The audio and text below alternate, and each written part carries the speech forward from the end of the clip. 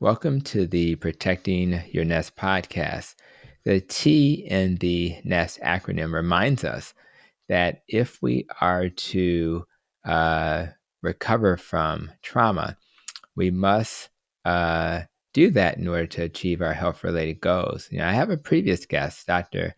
Victoria Smolder, who joined us for podcast episode number 43, and she shared some of the work she's doing within our health system to help our patients recover from trauma using the resource of the Advocate Aurora Healthcare's Trauma Recovery Center, which is a gift to have a resource like that.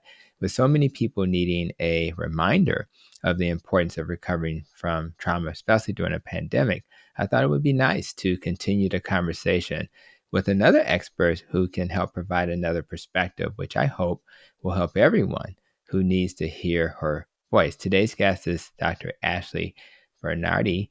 Ashley is herself a trauma and postpartum depression survivor, and she's the author of The Authentic Power, Give Yourself Permission to Feel, which was just released this month, with mental health being a huge barrier to so many at this time. I thought it would be nice and a good time of the year, actually, as we're wrapping up, to discuss this topic even further so that you can own your authentic power, leading to a transformation of your mind, body, and spirit, culminating in the restoration of hope. So with that, Ashley, I welcome you to the Protecting Your Nest podcast. Thank you so much, Dr. Tony. I do want to say I'm not a doctor, but I definitely know a lot about trauma, having experienced it. That's So actually, that's cool. Even as I was saying that, I was thinking, I think maybe not a doctor, but I'm gonna tell you something. Your information is so valuable, and you're a doctor in my eyes. So I'm gonna give you an honorary degree. I will happily accept that. And I feel like anyone who goes through trauma, and usually I think that's everyone, we all deserve that recognition of having gone through it. So thank you for having me and the opportunity to share a little bit about my story in hopes that it helps others heal as well.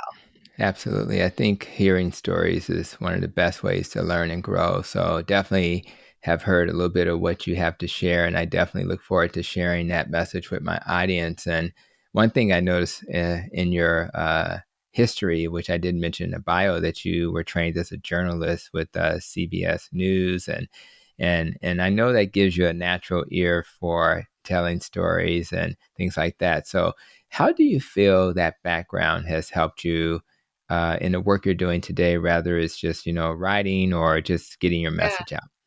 Yeah, I love that you're starting with that question about my journalism career. So, I am a natural storyteller, and for so many years, I was telling other people's stories. And when I was at CBS News, often these stories were very, very traumatic. Just as an example of what they were, I covered the Virginia Tech massacre. I Mm, covered Natalie Holloway, who was that missing high school student who went missing in Aruba. I've covered missing wives, missing people, massacres. mm, So, telling those tragic stories actually really did take a toll on me when I was at CBS News. I loved what I did. I loved being a storyteller, but it was one of the reasons that I left was because it really became a lot for me. And at that time, I hadn't even processed my own trauma. So hmm having to tell other people's stories was also in many ways a way for me to numb out my own story and not hmm address my own story because I had to be so fixated on others' traumas.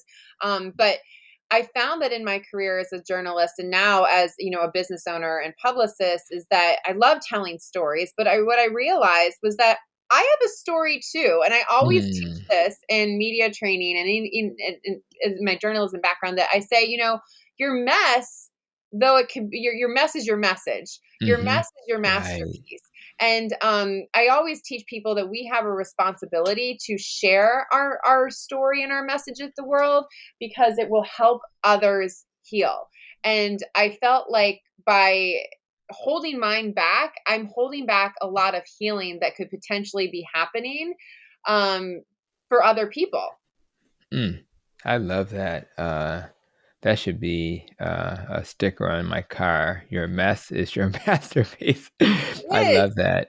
And it's really kind of turning it into a positive. And I think that's a nice theme that I know that you kind of that resonates with you, and we'll talk about that because I think we have to overcome our challenges by, oh, look how cute. I have So an associate here today.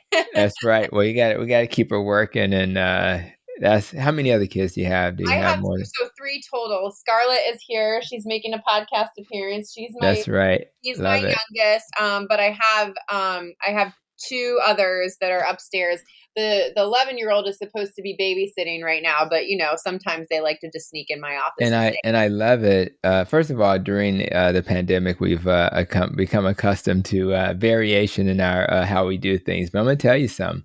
When I'm in clinic and I have patients who just happen to bring a grandbaby or whatever, it just brightens my day. So Scarlett she's brightening our day. So Hear thank you, that, Scarlett. Scarlett? Thank Thank you for you. being here. I feel the Appreciate that. same. Thank you. Yeah, It really is because of the pandemic. There's so much like work life that's right. integration, and everyone is just used to meeting my kids. I don't hold it back anymore. This is a part That's of my right. life. Like they're home now, and they're That's very right. much a That's part of right. me. I'm gonna let her take this though and go upstairs so we can do Oh our yeah, that's fine. And it's we go with the flow. yeah. And in fact, sometimes my last podcast recording,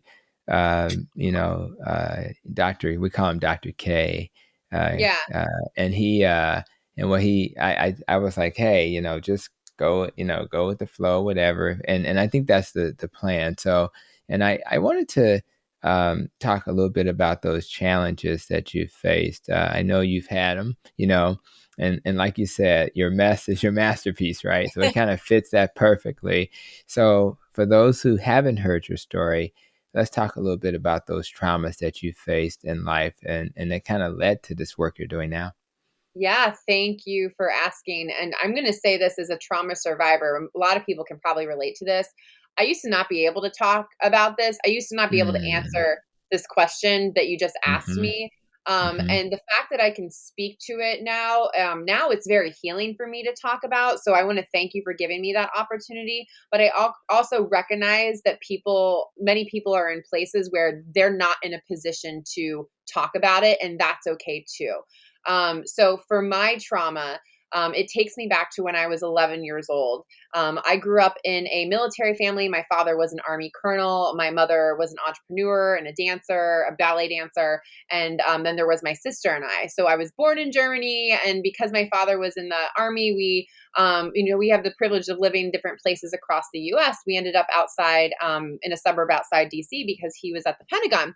So when I was 11 years old, one night, he was very tired and went upstairs, and I ended up tucking him into bed that night. I said, "I love you." And those were actually the last words that I had ever mm, said to him because moments later, he began the process of having a sudden death heart attack. I was home. My sister was home. My mom was home. The three of us tried to save his life. My sister and my mom gave him CPR while I ran out. I called 911. I ran to the neighbors to get help. And then, unfortunately, he did pass away. We learned later in the autopsy that 90% of his heart was blocked and that there was nothing that we could mm, do to save him. So, obviously, I was 11. My sister was 9. It was a horrific traumatic experience to watch your father die in front of you. I understand that this is very rare. This usually doesn't happen to a child. But at the same time, it happened to me. And what I did was just bury that trauma. I did not want to talk about it. mm-hmm, I had some of the best therapists I think in the world. They probably tried to help me. I did not want to talk about it. I in high school, I went on in middle school and high school, and I really suffered in those years after. But I remember I wouldn't even tell friends that my father had died. So friends would come mm-hmm, over, and no one would really know where Ashley's dad was. Eventually, I think rumor got out that he passed away, but it was just something I never talked about.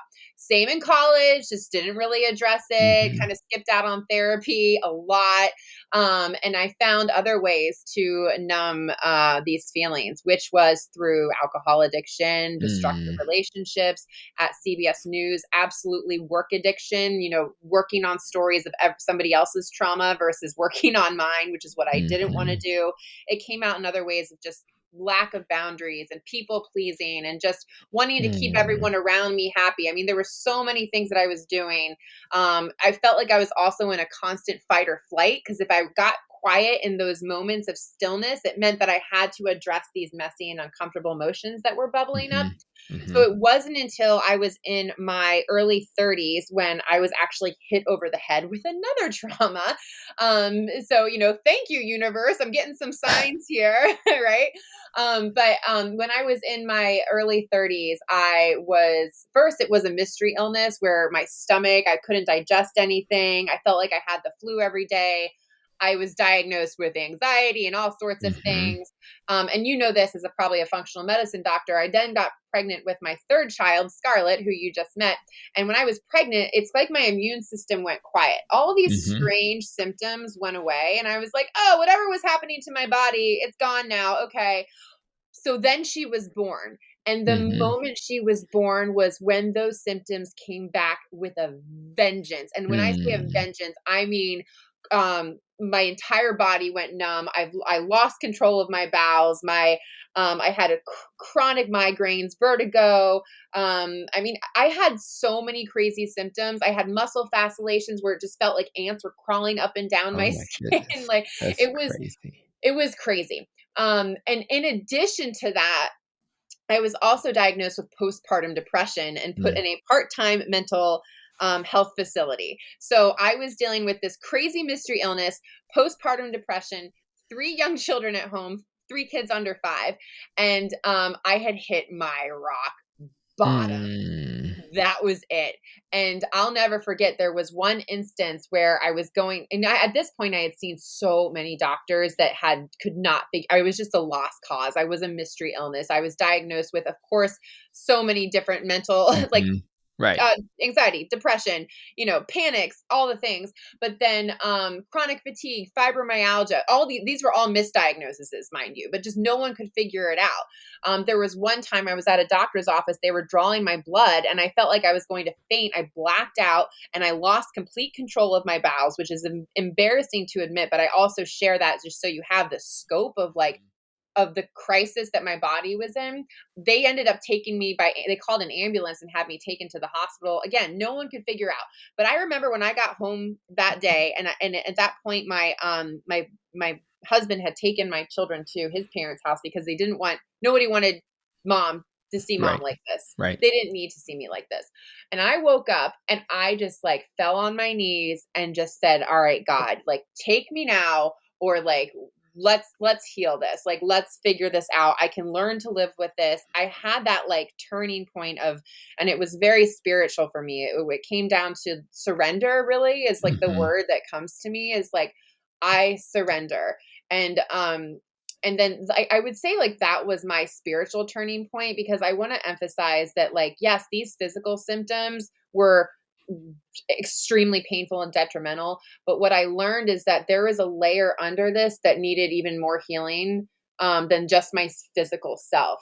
I needed spiritual and emotional healing. And then I had this feeling that when I was laying in my bed, I spent many Mhm. hours upon hours and days and months laying in bed where my body couldn't even move. And I was just forced to feel all the feelings that I had not let myself feel for 20 something years. And they just started coming Mhm. out. And it would be like crying one day, it would be screaming, it would be laughing, it would be sobbing. And it was like my body was just releasing in a very primal way the trauma that I had held in me for so long. So eventually, I was correctly diagnosed Mhm. with just one more doctor visit, and this time my husband came with me, and it was at this point an infectious disease doctor who looked at me and after my hearing my story and was like, "You have Lyme disease. I think it's chronic at this Mhm. point. We're going to try to treat you with an antibiotic, and if it works, you're going to need a PICC line." So it Mhm. did work. I got a PICC line to my heart. It was only supposed to be in, and I'm sure you know all this, but it was only supposed to Mhm. be in for 2 weeks, where I was received IV antibiotics every day. I had a home nurse come to my house once a week. My husband was my other nurse who administered the IV, and I it took 8 weeks to just have maybe 5% of physical healing. And then it took about a year after that to have the full body healing, because for Mm-hmm. me, it wasn't just, like I said, it was not just physical. It was spiritual, it was mental, it was emotional. Not only did it take the help of an IV antibiotic, it took the help of therapists, of psychiatrists, of Mm-hmm. spiritual mentors, of church mentors, of my own work through journaling, Mm-hmm. meditation, yoga, sitting still, stress reduction. I mean, there was definitely not one secret ingredient or Mm-hmm. elixir that helped me heal. It was a customized approach to me, and my body, and really learning to listen to my intuition and what I need. And in many cases, what I found was that sometimes it was just strictly stress reduction to get me Mm-hmm. out of that fight or flight mode that would help me create these baby steps to heal. So here I am now. You see Scarlett, she just turned 6. So 6 years Mm-hmm. later, I'm happy, I'm healthy, I'm vibrant. I'm healed. I'm physically healed. I'm mentally healed, and I am a completely different person than I was 6 years ago. So that is where I wrote my book. That is where I say, like, your mess is your message. I just shared my mess with you, and I felt very called during the pandemic. I felt like I could share my story. And what I found when the pandemic happened, and this is the reason I wrote the book, is that I felt these messy and uncomfortable emotions start to bubble up again. And I was like, oh, these are really familiar Mm-hmm. feelings of grief, because I had lost friends in the early stages of the pandemic, feelings of uncertainty, of fear, of despair. And instead of burying them deep down, I said to myself, I was like, Ashley, you know what to do here. You really do Mm-hmm. know what to do now. So you have all the tools you need to go through these messy emotions. So let's just go.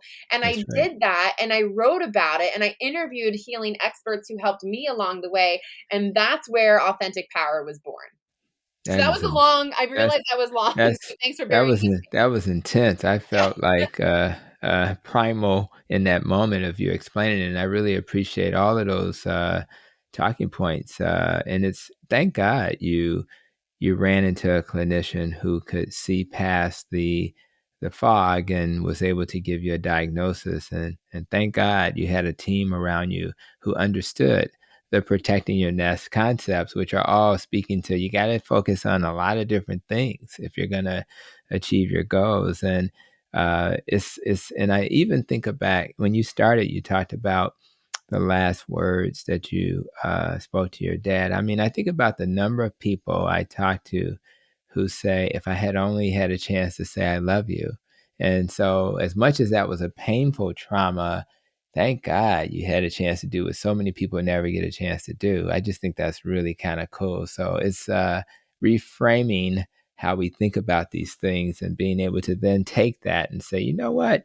I didn't really want this to happen, but I'm going to turn this mess into my masterpiece. I'm going to reflect on what was good. We're going to keep him present in our lives. And that way, those babies that are around, Scarlett included, will always know who he was. And I just love that. So let's keep doing that. And when it comes to your dad, there's a lot of pain sometimes, even as you've gotten really good at this and you know how to handle it and get through an interview, maybe without tears. But my question is, does it get easier? Like over time, pain, there may be pain, but it may feel different, right? So when you Mm, think about your dad and how you're dealing with that trauma, what's different about how that pain feels? Because I'm sure you still have moments when you shed a tear yeah. compared to the way it felt a few years ago. Yeah, that's a great question. I've learned to process pain in different ways. Mm-hmm. Um, I used to numb myself, through, like I said, through work, through other relationships, and oftentimes, like before I met my husband, and we have a very wonderful relationship, but before him, very Mm-hmm. destructive relationships, and then also numbing through alcohol. So Mm-hmm. now what I do is, and just as an example, and this helped me honor my father, but also process my grief, is I just finished the Army 10 miler, which is a huge Mm. accomplishment for me. I'd never run 10 miles before, especially after my health crisis. And what I did was I ran it in his honor, and it was such an amazing way for me to continue to process grief because Mhm. I believe that grief is a dance. I don't think grief ever goes away. And like my dad died 26 years ago, I think, Wow. maybe 27, and it still comes up. And sometimes, and I'm sure anyone can relate to this who, if you've lost a loved one, it comes at the most unexpected times too. So I've learned to process it in healthy ways. And part of that is just giving myself, and this is why I wrote my book, myself permission to feel that Mhm. grief. So I That's finished the good. Army 10 miler. And then afterwards, I went to visit my dad's gravesite, something that I never did before my health crisis. I didn't even want to see the gravestone. But I went to his gravesite by myself for the first time ever. I went this year, 26 years later after his death. I went to his gravesite for the first time by myself ever after Mhm. the Army 10 miler. And I sat down and I just cried. And it was, Mm. you know what? It was beautiful. Mhm. It was like he was there, and it was like I got to have a conversation with him. And like, this is even making me emotional right now thinking about how beautiful it was, because I've learned that you can still have a relationship with your loved ones even in death, and you can do Mm. so by honoring their memory and by talking to them and by facing the grief. Mhm. Like, it's here for a reason. And I say this in my book, like, these messy emotions, they're here for a reason. They're indicators that you need to be curious about. It's something that in a very primal way you need to address. And maybe that's crying, maybe it's running, whatever you feel called to do. My advice would be just don't numb it, don't bury it, Mhm. let it out, and do so in a safe way. So to answer your question, I process my grief or uncomfortable, messy emotions in very safe ways now Mhm. versus before. Some other ways Mhm. that looks like is through breath work. So just through the Mhm. art of breathing and putting my hands on my heart, slowing down and taking 10 deep breaths in a moment to help me calm down from a maybe an uncomfortable conversation at work. Oftentimes I journal now too. Journaling is a Mhm. huge healing modality for me. Just free writing. I'll do spiritual writing, which is something that my spiritual sacred writing, which is something my spiritual mentor taught me, meditation, and just like Mhm. moving my body, getting in nature. There's so many healthy ways. I can give you a whole list of what I do to process my feelings now. And it's so different than how it was 6 years ago. Yeah, and your energy is amazing. Just as you express yourself, and I really appreciate that. And and I'll ask you a little bit more about some of the details of how you process things. I do want to dive a little bit into the postpartum depression because that kind of touches me a little bit. A lot of my listeners don't know that prior to becoming metabolic health doctor who focuses on taking care of those with chronic illnesses. I was catching Mhm. babies. So I've done, probably been involved with over 700 deliveries in my career because, once you're, an attending, you support the residents. And Yeah. I was in a fellowship program and all of these various things. So a lot of deliveries and some of my patients were very young. I've delivered a 12-year-old a couple of times and most were young adults in between 16 and 30 and yes and they were dealing with a lot of social determinants of health and struggles, so there was definitely some postpartum depression. And obviously it's not just the social determinants of health. I mean, just sometimes your body just does what it's going to do. So I'm curious, you know you know it's a pretty common problem, and that's what I wanted to talk about just a little bit more. You know, it's common. You've had to deal with it. Any thoughts about who would be at risk for it, or just your experience with dealing with people who have had that trauma? Is it any different than any other trauma? Just any thoughts that come to mind. Oh gosh, I have so many thoughts on this. So I will say what I've learned. I've had 4 pregnancies, 3 healthy births, and it's different every time. I didn't know what postpartum depression. I didn't even know I was experiencing it until my sister was like, "Hey, we need to go get you help." I was like, "What? What are Mhm. you talking about?" Like, sometimes you really just don't know, and it's your loved ones who can tell you. Um, for me, I was having, panic attacks and just was not myself, wasn't crying all the time, wasn't feeling like myself. But what's interesting? I just remember being in the hospital in like those early days, 3, 4 days after birth. And a nurse does come up to you and he's like, "Are you feeling depressed?" And you're like, "No, I'm holding my baby. I've got help in the hospital." It's actually when the mom gets home when you need to get curious about, and it's when the mom gets home when you need that support, because That's right. that's when it gets really freaking scary. You are alone with this baby. You don't have nurses changing the diaper anymore. You don't have nurses helping you go to the bathroom. You don't have a catheter anymore. That's You right. are on your own 4 days later. In every case, I had a C-section, so it was like extra hard. Mm, And it's almost like I wish that I had like a medical professional monitoring me in those yes, first couple weeks, like maybe, like, this is, I'm just saying what I would have liked to see, and maybe this is something that I think we as a society could change to better support moms and babies and families, is just like maybe there's home visits where that's right. a nurse or a doctor or a mental health professional comes in and checks in on the mom. I feel like we would have been able to identify my postpartum depression a lot sooner. Thank God I had a family who was very attentive to what was going on with me at the time and had the sense to say, "We need to go." I mean, they took me to an emergency mental health facility, and Mm, like they right. didn't give me a heads up that they were taking me. It was almost like an intervention. But I just use that as an example. Like it got to that point where it was that bad. And Mm, I don't think if we had been equipped, and like I don't know how to solve this problem. It's just something that I'm observing that we could fix, is that if we had maybe home visits or mental health check-ins for moms in those first important several weeks post baby, I think we might catch a lot mhm. more, so we're not getting to the point where I'm in a part-time hospitalization program. And I'm not saying it was great. I needed it. I'm so glad I went. But it could have been caught a lot sooner, and I don't think I could would have gotten to the point where it was so bad where I was having daily panic attacks. So I think there's a lot to be like, just to be honest, there's a lot more work that needs to be done to support Mhm. moms, and especially in the post baby phase. Like we send moms home, a C-section mom, 4 days after, and like, good luck.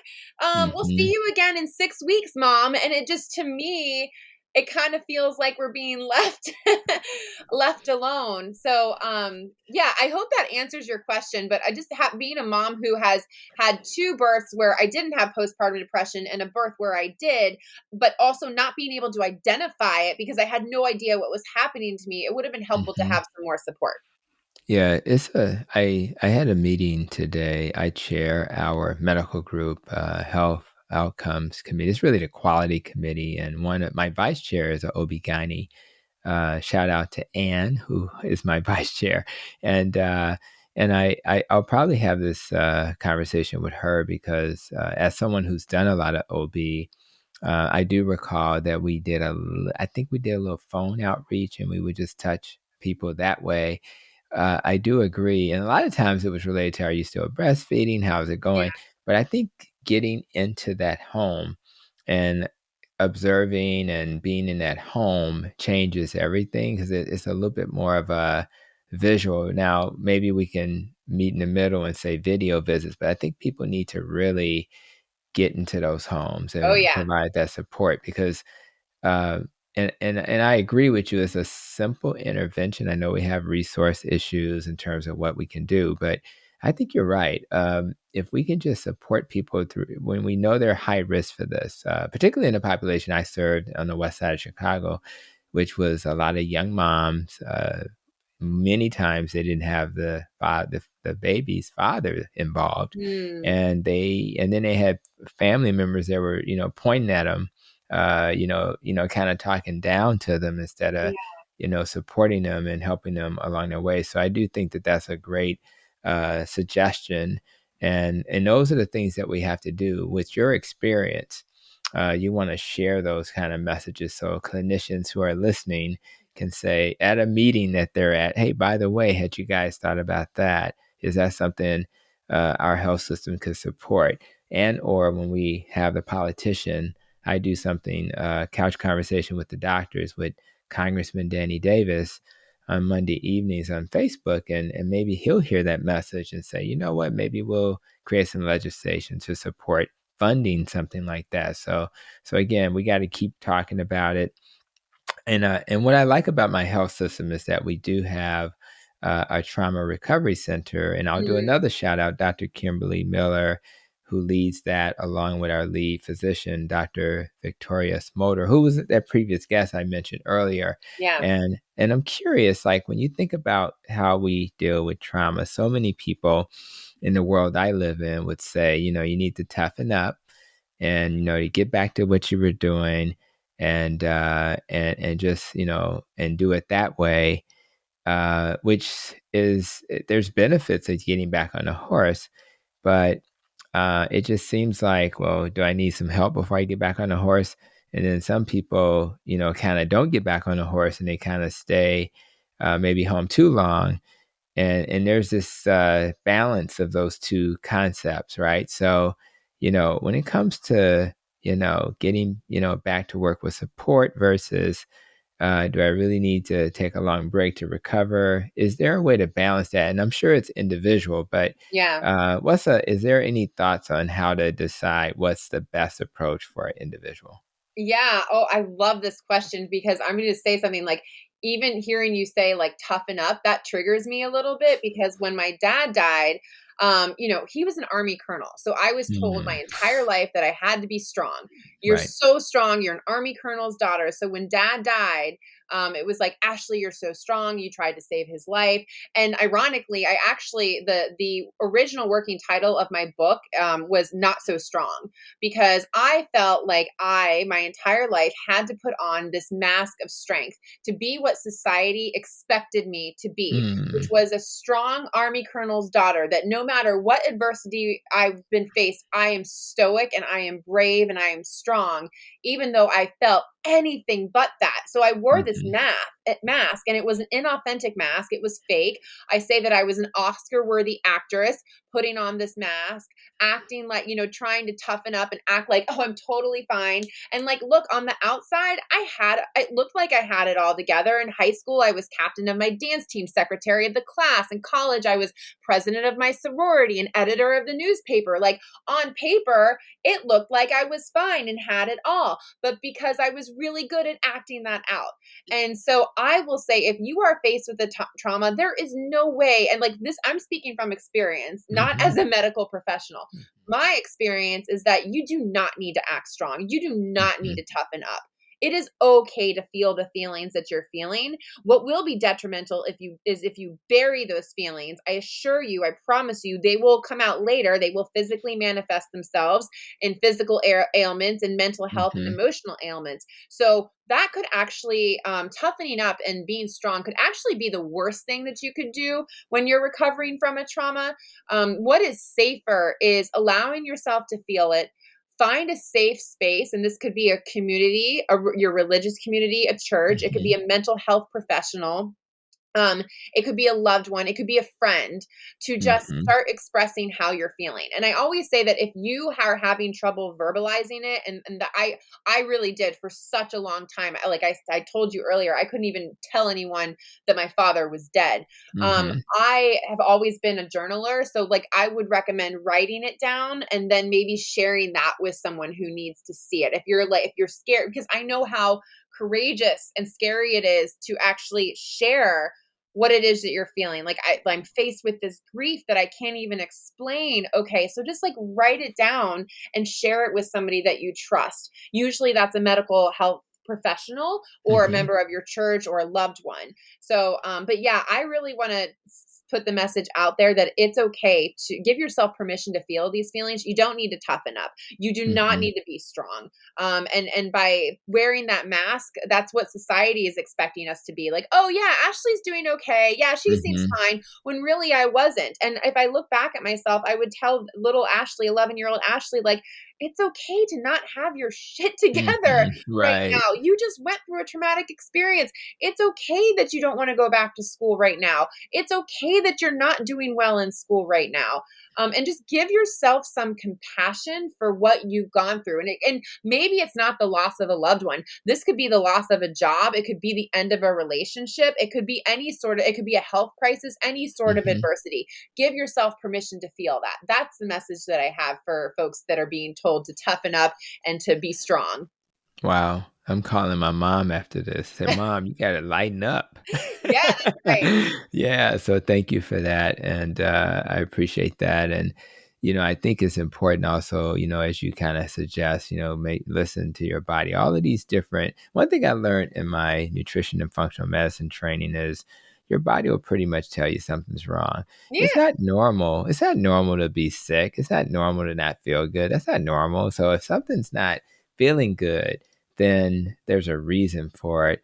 And it's nice also to encourage people to take advantage of all those resources. Again, we have professional people. I mentioned Advocates Trauma Recovery Center many times, but then you have people at church, you got people in your family, a good friend, and sometimes a good friend is the best person who will kind of walk with you. So I appreciate, us really reminding people of that, and we're not living on the island by ourselves. So let's go into some tools. One of the things I like about having guests who have done the research and work is that they create tools. And I think it's so funny to hear you talk about this need for primal, to kind of let it out. Just and I remember recently watching Supergirl on Netflix, and on that episode she was needing to let something out, right? So one of the other stars, they went to what it looked like a warehouse, but let's just call it a gym. And of course, Supergirl had to use something fairly solid to bang on, Yeah. and I don't know if it was a car or something, and she destroyed it. And then the guy was banging on a bag or something. But it just reminds me of the need to let things out. So talk a little bit about the stress toolkits you talk about. I think you got hard and soft, Yeah. and I want to make sure my audience is aware of what that represents and what it should look like. I love that. So yes, so while I was writing my book, I interviewed Dr. Jamie Hope, who's an ER Hmm. physician in Detroit, and we were just talking about ways to cope with stress. And one way that she recommended was to always have a stress toolkit. And she said Hmm. that there are ways that you can stress hard and stress soft. And I was like, yes, I get this because we are primal beings, right? So like at the end of the day, like like when we see little kids like throw a temper tantrum, which having little kids at home, this happens a lot, or they're like hitting and punching and kicking. Hmm. Yeah, so like punching and kicking, not safe ways to stress hard, but there actually are safe ways to stress hard that help us release our stress in a primal way. As an example, maybe one therapy that Dr. Hope recommended was dish therapy. Have you ever Hmm. heard of dish therapy? Mm-mm. Okay, it's fascinating. Full disclaimer, I still haven't done it yet, but I know through Dr. Hope's account what it's like, and I can't wait to do it. But dish Hmm. thérape is, and I literally have a stack of dishes here ready to go for dish therapy, like Mm. on my floor. Dish therapy Uh-oh. is where you take a bunch of old dishes, or you can get some at at Goodwill or wherever, and you get a trash bag, a trash can, sorry, you put it outside. Make sure you have like goggles on or whatever, and you just take a dish and you slam it into that trash can. Dr. Hope was doing this, at the height of the pandemic when she was faced with, an overload in the ER of COVID patients. And one of the safe Mhm. ways that she would do it was be to use dish therapy to stress hard. And that's just literally throwing dishes. And she's like, it is the most satisfying thing you will ever do. Another way you could do it is like take something called a damn it doll. You can get them on Mhm. Amazon, and you can just like hit it against your pillow or hit it against your wall, but it's a safe way for you to just release that stress. Now, other ways, like, for me, I love like doing boxing and like Taibo Mhm. type stuff, like type of workouts. That is another way that you could stress hard too. But then there's like the stress soft toolkits, and to me, that's a little bit more mellow. If that like if throwing dishes and punching and hitting dolls Right. is your thing, that's all good. You can also try meditation and breath work. So for me, my 10 breaths, my heart, I call this like my heart connection. When I am in stressful moments, and I do this throughout the day, I'll do a heart check in where I put my hand on my heart I close my eyes and I allow myself to take 10 deep breaths. I turn off Mm-hmm. everything around me, and I make sure I like step away from my work computer, and then I come back just refreshed. And in those like 2 minutes, and it's often only just 90 seconds, it really only takes 90 seconds to calm my nerves down. Sometimes you might need more, sometimes you might need less. For me, I found that 10 breaths is really what it takes to calm me down. That's a great way to stress off. So I would say, Mm-hmm. like, experiment with these things. And I have this as a chapter in my book, with examples of how to stress hard, how to stress off. And then I encourage readers to create their own stress toolkit. And what's in Mm. yours might be a little different from mine. Like, I like damn dolls. I like punching pillows. Right. I like doing hitting workouts, but I also love doing breath work. So having those stress hard and stress soft toolkits at the ready is a great way for you to calm down your nervous system, get out of that fight or flight mode, and really get back into your body and start process those emotions in a healthy way. Yeah, I like first of all, I had a flashback of an episode of the Jeffersons, and uh I think that George Jefferson was trying to learn how to deal with some stressful stuff, and him and his wife were hitting each other with a little fluffy whatever it was. So that's a flashback. I know my wife would her interpretation of what therapy would be would probably have me washing dishes, but You can so I'm tell not her sure. that's I'm gonna tell you. You told me no. I have to destroy old dishes just instead. don't break So all the dishes in the that's kitchen. right. That's right. And then, but I think what I've learned in my leadership is if I have a tool to help me deal with maybe a crucial conversation, for example, and I have a way to walk through it, it helps me. So I think your book is helpful because it'll give people tools to deal with something you suggested may never go away. I mean, if it's always going to be there, we need to have something to kind of help us in those moments. So I think that people need to kind of hopefully hear that enough so that they'll say, okay, I need these tools. I got to have tools. So thank you for that. And the other thing that was somewhat of a tool is this, you have this feel framework that you describe in your book, and it helps us deal with emotional challenges, which I think we face often. I Mhm. told a patient just today when I was in clinic, the world's going to be crazy and it's not going to go away. Like, so the only thing that's going to change is how you deal with the world. And I can't really think of the example I gave, but you have to understand that the world's going to be crazy. And you have to find a way. So I really want to share with my audience your field framework so that they'll have that additional tool to help them when they're facing traumas or just emotional challenges. Yeah, I love that. And thank you for asking about it. So the feel framework is something that I created once I started connecting the dots looking backwards. It actually was born out of the pandemic when I started, those uncomfortable feelings started bubbling up again. And when I said, like, oh my gosh, I know what to do now, I was like, well, first I'm going to focus on my emotion. Like, what is it that I'm feeling right now? And like in one day, it was like total fear, like fear paralysis because the kids were out of school, like what was happening with the world, everything was canceled, right?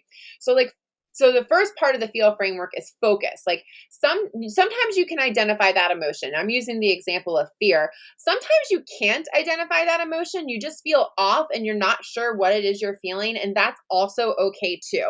So I want to tell people, like, you just know, even if you just notice that you feel funny, something's off and you can't identify it, fine. Just focus on that. And maybe it's showing up for you somewhere too, like in your stomach and your shoulders, right?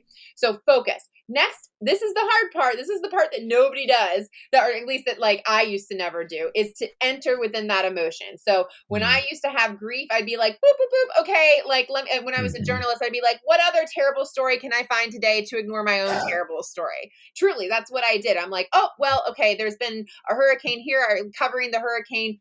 great excuse for me to not focus on my own trauma.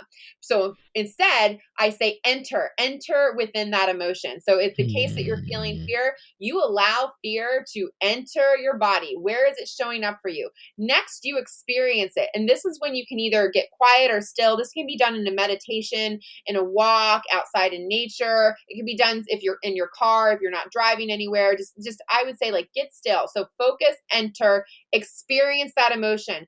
Get really quiet. I mentioned those 10 deep breaths earlier. So for me, when I'm going through the feel framework, sometimes it's just being really quiet, taking those 10 deep breaths and noticing where that fear is coming up for me in my body. Maybe it's making my stomach upset. I'm a very sensitive person. So usually when I feel fear, my stomach is what gets sensitive first. Or maybe you're feeling it in your shoulders. Or maybe you start crying. Maybe you scream. Maybe you sigh it out. But the bottom line is just allow that emotion to Hmm. move through your body however you feel called to have it move through you. Hmm. And if nothing happens, that's also okay too. You're still building the awareness that this fear is here and it's calling to be addressed. And then Hmm. finally, after you experience that emotion, and this can take 30 seconds, it can take 30 Hmm. minutes, however you're feeling called to, then you listen to that emotion, you learn from that emotion, and you love that emotion back. So I feel like Hmm. our emotions are here for a reason. They're here to teach us something. We have something to learn from this emotion. And also, I always, I love my emotions back. I thank them for being here. Thank you, grief, for showing up in my life, for reminding me that I was so close with my father and I miss him every day. And this is a reminder to me like these emotions can be here for a reason. And we are meant, as I believe, having gone Hmm. through this, that we are meant as human beings to experience all of the good and all of the bad and not to bury things. So that is the feel framework. Focus, enter, experience, listen, learn, and love. And I came up with this after going through my health crisis and realizing that I could connect the dots backwards and figure out a way to do it. And I swear to God that it just happened to spell feel. I was like, holy crap, it spells feel. Like, This. what are the odds of this happening? And so there you have it. That's the feel framework. And I love acronyms clearly. So Yeah, I love it. so everybody listening, if they don't walk away with anything, hopefully they'll remember your wonderful acronym that the universe sent to you. It And did. I I'm thinking about it. Focus on emotions, enter, within the emotion, and that enter within the emotion. You're right. That's a challenge, and then experience their emotion. It reminds me, I made a video that I'll be releasing soon where I kind of reviewed a book by the name of The Big Leap. And Mm, the author encourages us to notice the things that create stress in our lives. mhm, So it's okay to notice it. He also kind of described it as like a passing cloud, like, and mhm. you notice it, but you're not going to let it, it'll pass, and so it's a little different, but it's similar to what you're describing. But that hard part to me, in some ways, is changing what really for a lot of people is a negative thing into listen, learn, and love. Yeah. And I think that, but I love from the moment we started our conversation, you have a positive energy, a perspective that it minimizes the negative impact of the things that have harmed us, Mm, and changing it into a positive. And I just think that that's a gift to be able to teach people how to do that. And so no matter what they're faced with, they'll be able to turn lemons into lemonade. They'll say, what can I learn from this experience? And I just think that that is so much better, because if you do it the other way, although there may be something to gain by feeling pain, I guess, but there's so much more to gain to learn and to grow and to turn it around a little bit. So I think teaching people how to do that. And again, I say teaching. So I don't think we were born to just do this naturally. We have to be taught to see things through yeah. a different lens. I have a leadership coach because he forces me to think in a way that maybe I wouldn't have done otherwise. So it's a community of people who support us. And speaking of that, we're in a pandemic still, and for some people, uh, they're still isolated, and I Mhm. know there's isolation is so harmful. And so I want you to talk a little bit about, people, because it sounds like you were kind of, staying away from folks a little bit, right? When you were kind of dealing with trauma. Oh So yeah. talk a little bit about how harmful socially isolating yourself can be, and what should we do about it? I love that question. And I first want to say I know how that feels. Like I did that to myself. I like from Hmm. 11 years old and on, I socially isolated myself by really not sharing who I was as a person, nor my feelings of what I was feeling. I felt like, and this was no fault to me, but it also, you've talked about socially conditioned in the beginning, but we are socially conditioned to like go out in the world, act like everything's fine, put Hmm. on that mask of strength. Um, but because I did that, I isolated myself. I felt really, really lonely. And I also want to say this. I know that like when you're going through a health crisis, or maybe it's a death or divorce or anything else, that in and of itself can feel isolating too. Hmm. Um, and what I learned is that if you're not sharing this experience with someone else, and that means maybe it's talking about it, or maybe it's sharing this experience with God. So like it doesn't need to be a physical being. Like it's like when you start opening up in general, and maybe it's just praying to your higher power, or writing a letter to God, or writing a letter to your loved one, that can open up the door to feel less isolated. I'm all about taking baby steps, because I do realize like when I was in the throes of depression, I was isolated. I did not want to talk to anyone about it. But there was a calling in me, and I will never forget this, that I was like, I feel like I need to tell someone besides my therapist and my husband what I'm feeling. So I Hmm. remember I sent an email to some of my girlfriends from high school that I'm still really close with.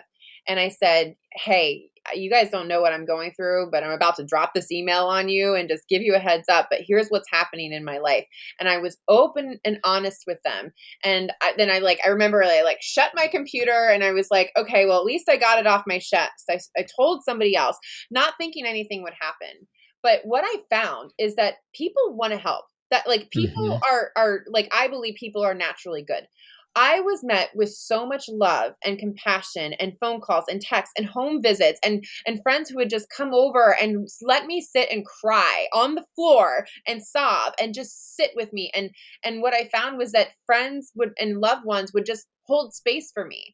And that in and of itself, that holding of the space and creating that safe space, made me feel so much less isolated, where I got curious about wanting to share it with others. So I said, you know what?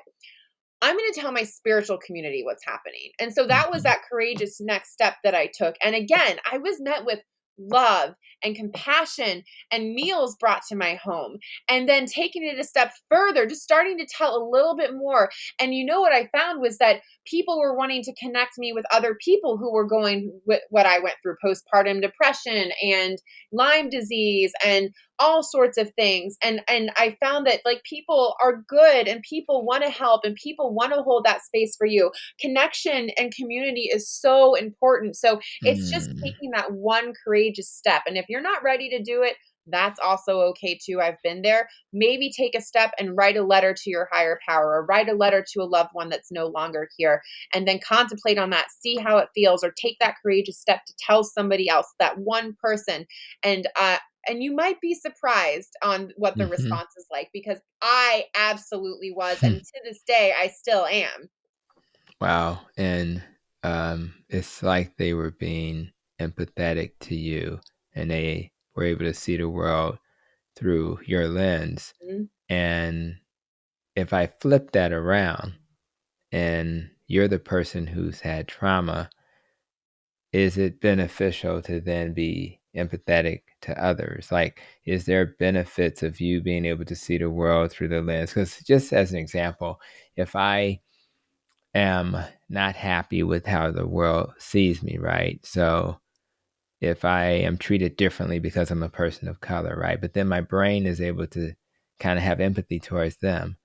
Oh, I understand why they're like that, or I Yeah. understand why they. So, how much does my ability as a person who suffers from trauma, understanding how the world works, and being empathetic to them in spite of the challenges that Yeah. we're Yeah. facing, how helpful is that?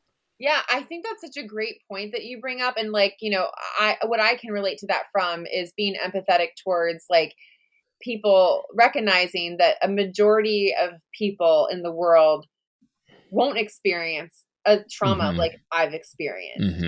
Mm-hmm. And I'm so glad for that. But I'm Mm-hmm. also empathetic towards understanding that they might not know what it's like to have a parent die in front of them. And thank God. Thank Mm-hmm. Right. God. And I don't expect them to understand. And I'm Right. Right. empathetic for that. And in the same way, and like I'm actually going to be writing an article about this soon, is um, comparing traumas. You know, Mm-hmm. people have said to me like, "Oh, well, you know, I haven't had a trauma as bad as yours, but," and I'm like, "No, no, no, no, no. We don't. Let's not compare what's happened. Mm-hmm. It's just a matter of being a different experience, and I have Mm-hmm. compassion for you, what you went through in your lens.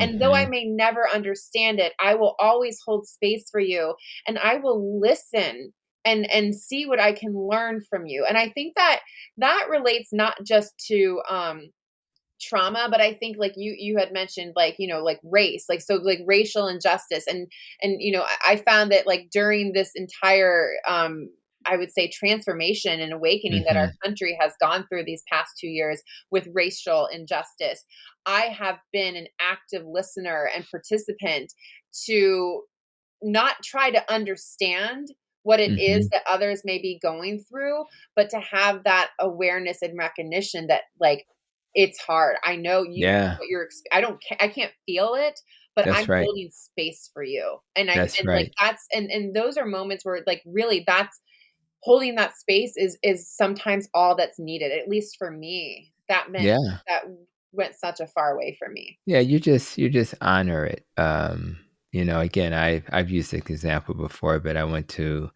Lane Tech High School in Chicago and they use an Indian mascot. Now, in my brain, what's the big deal? But Mhm. if my indigenous, and that'll be a better word, brother or sister is impacted by that, I can't ignore. I need to be empathetic towards that. And okay, we changed the mascot if it's that, if because I have to see it through their lens. But until you see it through their lens, it's going to be impossible. And all I ask is not necessarily, the outcome is important, but the key is to have the conversation in a respectful manner and try to open ourselves up. So empathy is one of the ways that I think we can make the world a better place. So Yeah. I wanted to ask you, you know, you're a certified life designer. You know what the hell is that? Oh my God, I love it. Okay, so it's essentially a life coach, and the reason Okay. why I became a certified life designer is because I my coach Julie Riesler, she Mhm. wrote this amazing book called Get a PhD in You. I ended up working with her for a long time as my own personal life coach. And what I Mhm. found was so much inner transformation. And what I loved about life coaching is that the coach is not the expert of your life. I am the expert of my life. You are the Mhm. expert of your life. We already have the wisdom within us. The coach is just asking the powerful questions to help Mhm. us find those answers that we already know within.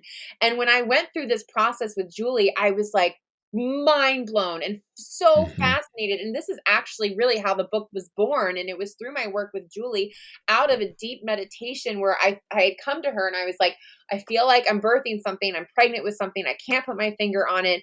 I'm feeling called to do something. And she would ask me powerful questions and get curious. And I would come up. And then finally I was like, it's a book. And this Mhm. is after like series of conversations with her, and I knew what it was. And that Mhm. is just a testament to how powerful life coaching is. So when her program opened up to become a certified life designer, I was like, me, sign me up because I want to be able to help people in the way that she has helped me. And I went through it and it was such another transformative Mhm. process for me. And I wanted to be equipped with the tools to just even have, even if I'm not coaching someone, but to have conversations with people in general and get curious just about and listen. You just learn how to become an expert, amazing listener, Mhm. and asking powerful questions to people that might make them think differently about what's happening in their lives or their Mhm. situation. And so that is what a life designer is. And I absolutely loved the program. Can't speak highly enough for it to it. It's just been incredible. Yeah, well, I definitely have some coaches in my life, and I think that's important. I'm definitely going to tell them they need to change their name to Life Designer. I think that's better. It makes sense because we're kind of shaping ourselves like clay with the support of those who help us. Yeah. So as we get close to the end here, I want to make sure that people who have enjoyed this conversation understand what they can get from your experience in your book and in your podcast. So if they're listening, it's like I liked it, huh? If they liked it, I want them to be able to understand who is that book written for and what do Yeah. they get from it? Who is that podcast, for and what do they get from Thank you. So the book was written for me when I was going through, like, this is the book I wish I had when I was going through postpartum depression and Lyme disease. And my hope with this book is that anyone, if any sort of adversity that you're going through, it? whether it's the loss of a loved one, the loss of a job, the close of a business, the end of a relationship, a health crisis, that I hope this book provides you with your own hope that healing is possible, these and to give yourself permission to feel like that. And that's, that's the subheadline of my book is authentic power. Give yourself permission to feel. I want Hmm. I want people to feel empowered, knowing that it's okay to give themselves permission to feel, that you don't need to be strong, you don't need to toughen up. These emotions are here for a reason. And my hope is that by reading my story and listening to the reading about the experts and their advice and their wisdom that they share within the book, that they'll come out empowered and feeling that healing is possible. Okay, cool. And the podcast, is that a similar? Yeah, so my podcast, and so obviously, as you can see, I'm a multi-passionate business owner in person. I have a podcast called Two Girls Talking, which I host with my dear, dear friend Anna. It's an award-winning podcast, and the reason why it's called Two Girls Talking is because Anna and I have worked together for years. She's actually my former executive producer at my old TV show, and we Hmm. always say that, like, we're two girls, we're two journalists, we're two moms, we're two business owners, and when we get together, we can't stop talking. So on the podcast, we have very real, authentic, safe conversations. You Cool. name it. I mean, we've had everything talked about, like parenting, entrepreneurship, motherhood, diversity, equity, and inclusion, like all the conversations, everything's on the table. We are open books. And yeah, I would love, if you're interested, check it out. We Yeah. specifically do gear it towards a lot with moms who are business owners, particularly moms with kids at home, and just always love having these conversations. Excellent. And thank you for that. I just want to make sure because I like to point people where they can get help and finally, as you continue to heal, recover, and live this wonderful life, nest and rope, right? So which areas of the nest and rope, whether it's nutrition, exercise, less stress, more sleep, how we think, recovering from trauma, obviously, making sure our relationships are healthy, avoiding organisms and pollutants that can harm us. And then the E is for making sure our life experiences serve us while protecting our emotions. So we got two E's. So when you think about your next 12 months, where do you want to focus your attention Oh my primarily? gosh, all of it? I mean, Yeah, I know.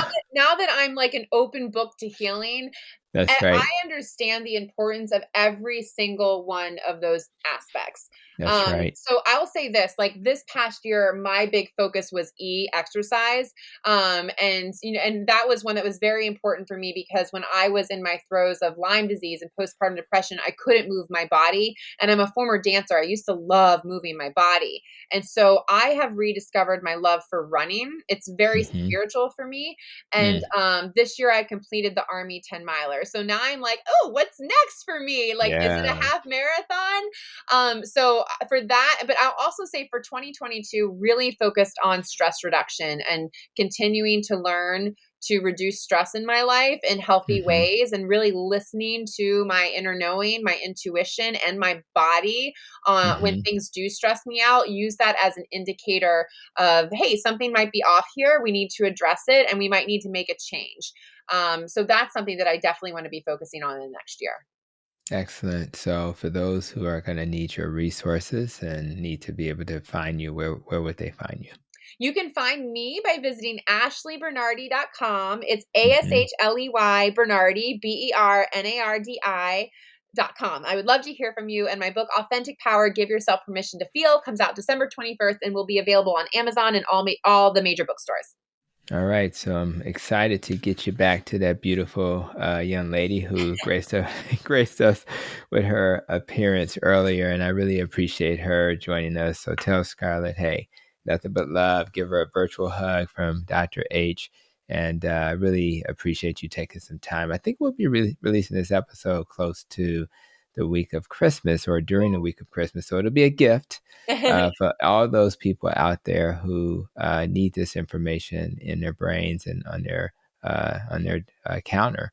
So thank you so much for being here today, Ashley. Appreciate you. Awesome. Thank you so much, Dr. Tony. It has been such a pleasure. Loved our conversation. Absolutely. And as I wrap up, I think we're all a little closer to achieving our authentic power. And we have an honorary doctor of trauma. Love it. I'll accept. Yeah, just roll with that, Ashley. And she's been our tour guide, and she's been reminding us that it's okay to not only face the traumas of the past, but maybe with her help and maybe her feel framework, we will find it much easier to do that. So, better, we're going to focus, enter, and experience trauma. And then magically, once we do that, we'll have the tools to listen, learn, and love our trauma in a whole new way, and in a way that I think none of us thought was possible. So I encourage anybody listening